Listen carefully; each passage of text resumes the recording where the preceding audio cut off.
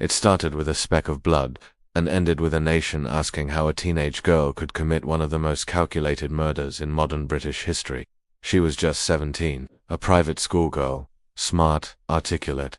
She had dreams of becoming a writer, but behind that polite exterior was a mind meticulously scripting not fiction but murder. Her name was Kemi Adeyoola, and the case that followed would send a chill through every home in the UK. What made it truly terrifying wasn't just what she did but the cold, methodical way she planned it, and the chilling fact that her first victim was never meant to be the last. Anne Mendel was 84, a gentle, soft-spoken widow who lived alone in a quiet part of Golders Green, North London. She had once been Kemi's neighbor. She lived modestly, kindly. She volunteered, smiled at strangers, and trusted people a little too easily. When Kemi knocked on her door that March morning in 2005, Anne likely welcomed her in without a second thought. She probably didn't even lock the door behind her. She never imagined the girl standing in her hallway someone she'd known as a child was about to plunge a knife into her 14 times. But Kemi wasn't there on a whim. This wasn't an impulsive act. In fact, Kemi had been planning her rise to criminal infamy for months, maybe longer. While serving time in a young offenders institute for shoplifting, she had written what authorities would later call a murder manual. 18 handwritten pages, neatly detailed, outlining how she would seduce and kill older, wealthy men, how she would steal their fortunes, how she would transform her life from the inside out, lose weight, wear designer clothes, buy an apartment, and build a glamorous future using blood money. She even described using disguises and stealing IDs. When police recovered that manual after Anne's murder, it wasn't just damning, it was horrifying, because one detail matched reality almost word for word. On the day of the murder, Kemi came prepared.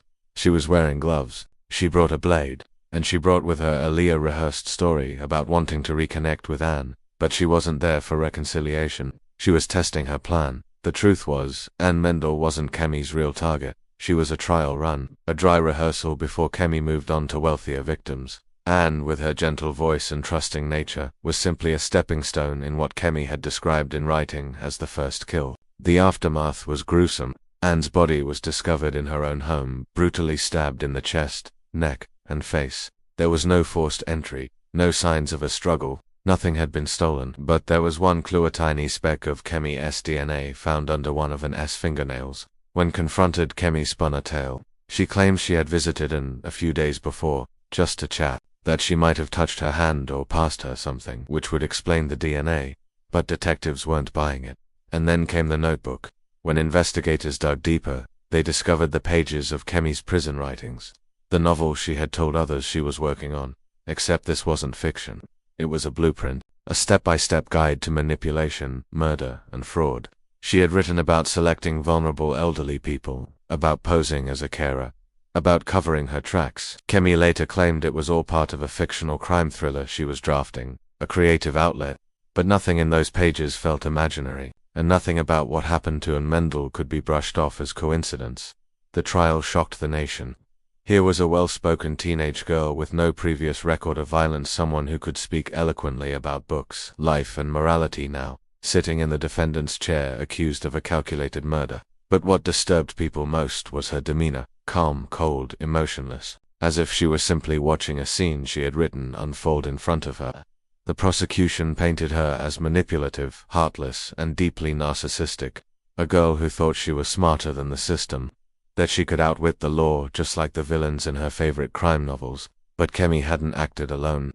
She had conspired with another teenager, a 16-year-old boy who helped her create a fake alibi. Together, they tried to fool police by fabricating timelines and witness statements. But the forensic evidence, the murder manual, and the behavioral profile built by investigators tore their lies apart. When the verdict was read, Kemi was found guilty of murder and conspiracy to pervert the course of justice. She was sentenced to life in prison with a minimum of 20 years. The judge called her a remorseless and cold-blooded killer. He warned that she posed a continuing danger to society, that she had the capacity to kill again, and as she was led from the courtroom, her expression didn't change. Not even a flicker of remorse. Her father, Bola Adeyoola, millionaire property developer, publicly disowned her. In a gut-wrenching interview, he said he no longer considered her his daughter, that her actions were evil. But the girl he once knew was gone. He wasn't alone in feeling betrayed. Teachers who remembered her intelligence, friends who remembered her wit, They all ask the same haunting question. How does someone so young, so seemingly full of potential, turn into a killer? The story of Kemi Adeyoola remains one of the most chilling examples of teenage premeditated murder in UK history. It wasn't a crime of passion. It wasn't an accident. It was planned, coldly, deliberately, with journal entries, flowcharts, and step-by-step processes. It read like something out of a twisted novel, except it was real, and a woman died because of it. To this day, criminologists and psychologists continue to study the case.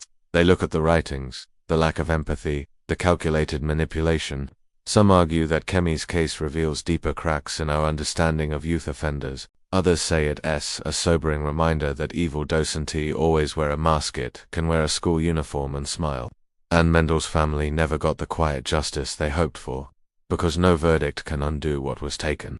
But her name lives on not as a victim of chance, but as a warning, that evil sometimes knocks gently, that sometimes it comes wearing the face of someone you once knew, and that the most terrifying monsters are the ones who believe they're the author of their own perfect crime, like what you heard. Hit subscribe for more true stories of deception, darkness, and real-life criminal minds. New episodes every week.